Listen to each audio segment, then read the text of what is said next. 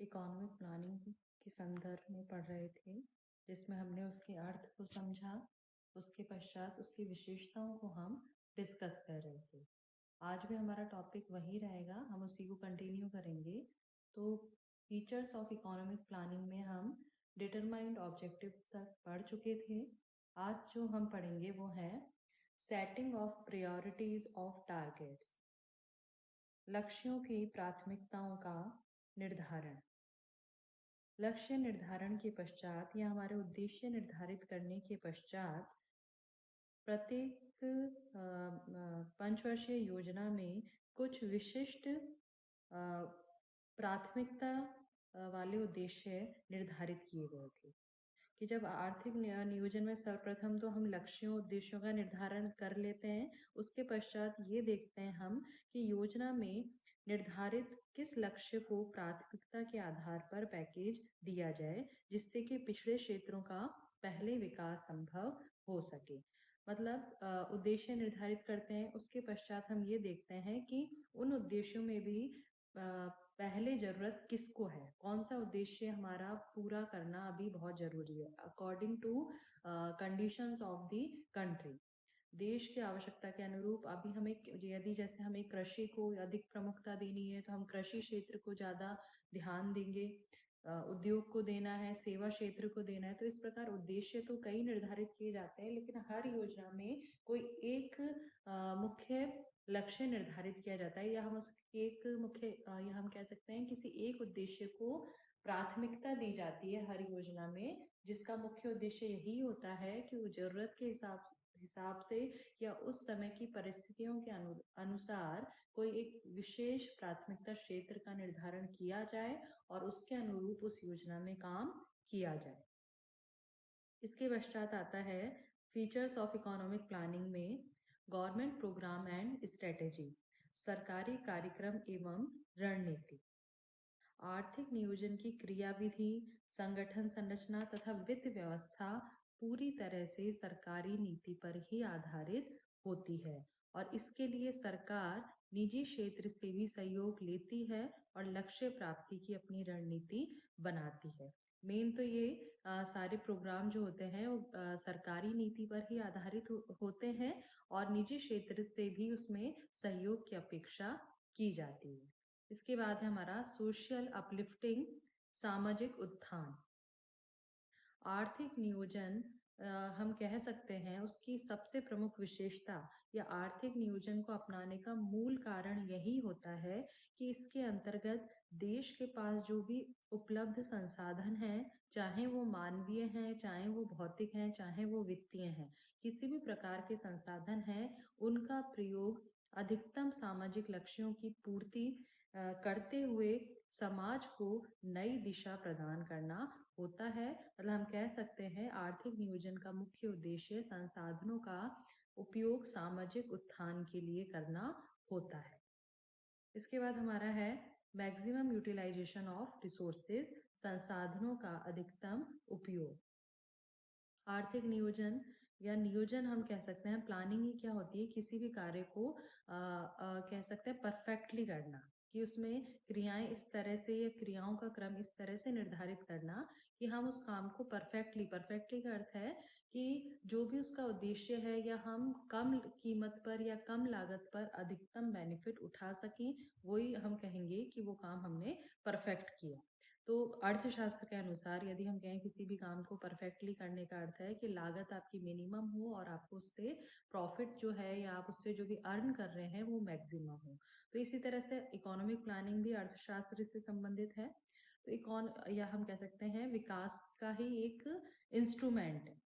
तो economic planning का भी जो उद्देश्य होता है वो यही होता है कि संसाधनों का अधिकतम उपयोग करना। सरकार के पास जो भी जिस भी प्रकार के संसाधन हैं, चाहे वो मानवीय संसाधन है, भौतिक संसाधन है या वित्तीय संसाधन है, ह्यूमन रिसोर्स है, फिजिकल रिसोर्सेज हैं या फाइनेंशियल रिसोर्सेज है, किसी भी प्रकार के संसाधन है उनका दुरुपयोग नहीं करना है या उनका वेस्टेज नहीं करना है, उनका मैक्सिमम उपयोग व दोहन करके, उनका मैक्सिमम यूटिलाइजेशन करके विकास को बढ़ावा देना है। इसके बाद हमारा आता है जन सहयोग की आवश्यकता, या हम कह सकते हैं नीड फॉर पब्लिक कोऑपरेशन। कोई भी योजना हो या कोई भी विकास का मार्ग हो, सरकार कितनी भी उसमें कोशिश कर ले, लेकिन वो जब तक सफल नहीं हो सकता, जब तक जनता स्वयं इसके लिए तैयार ना हो और अपना सहयोग ना दे।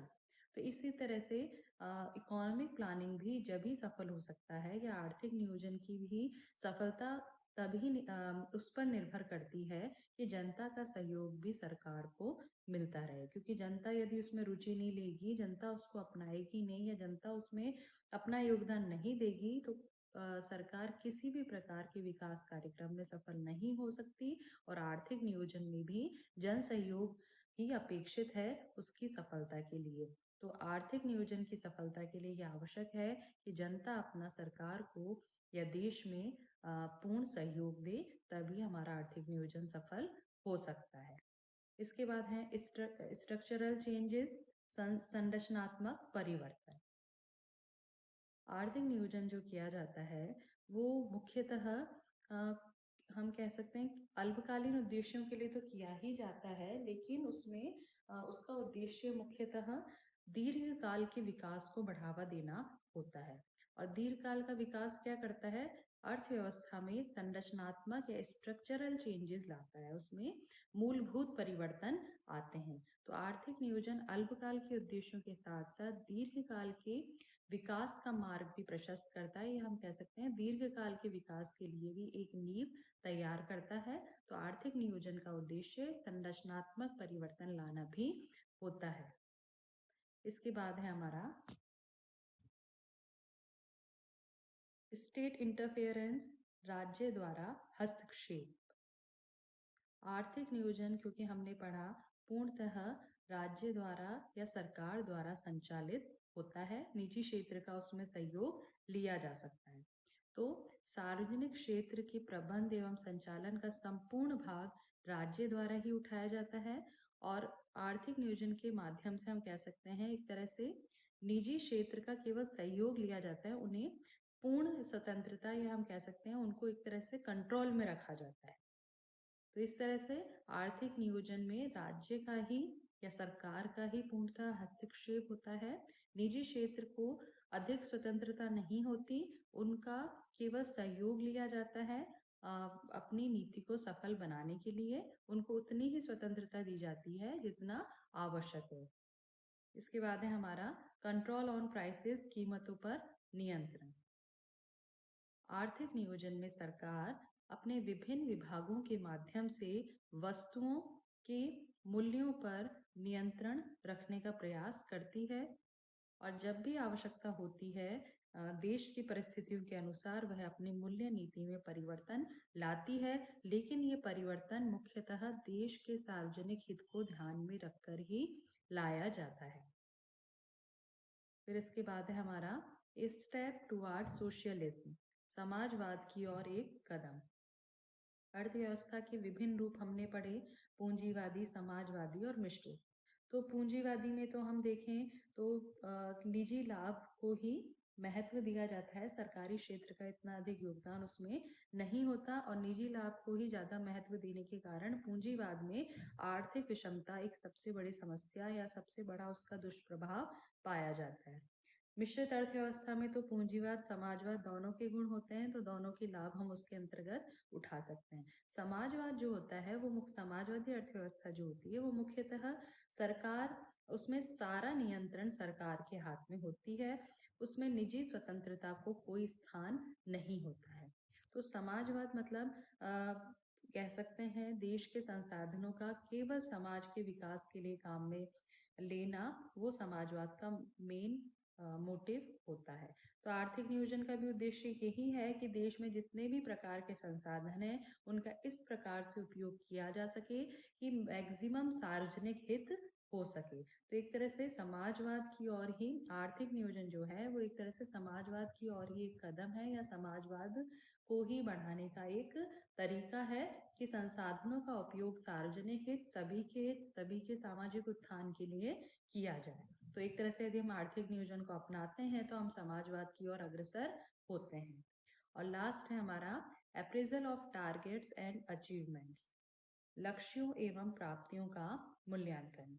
ये आर्थिक नियोजन का सबसे आवश्यक गुण है या सबसे इम्पोर्टेंट विशेषता है कि आर्थिक नियोजन में सरकार द्वारा समय-समय पर इसका मूल्यांकन किया जाता है कि हमने जो उद्देश्य निर्धारित किए उसमें से हम कितनों को प्राप्त कर सके और कितने हम प्राप्त नहीं कर सके, उनका क्या कारण रहा या उनमें क्या कठिनाइयाँ आईं।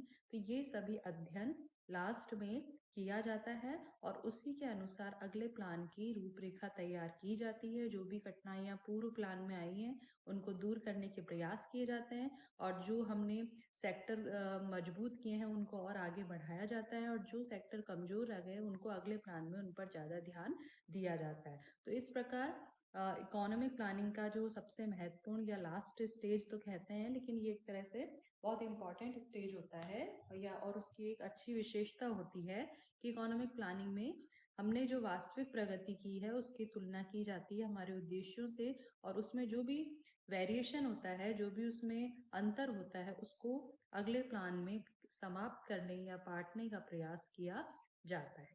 तो ये सभी जो हमने पढ़ा, ये आर्थिक नियोजन की विशेषताएं हैं या आर्थिक नियोजन के गुण भी कहे जा सकते हैं।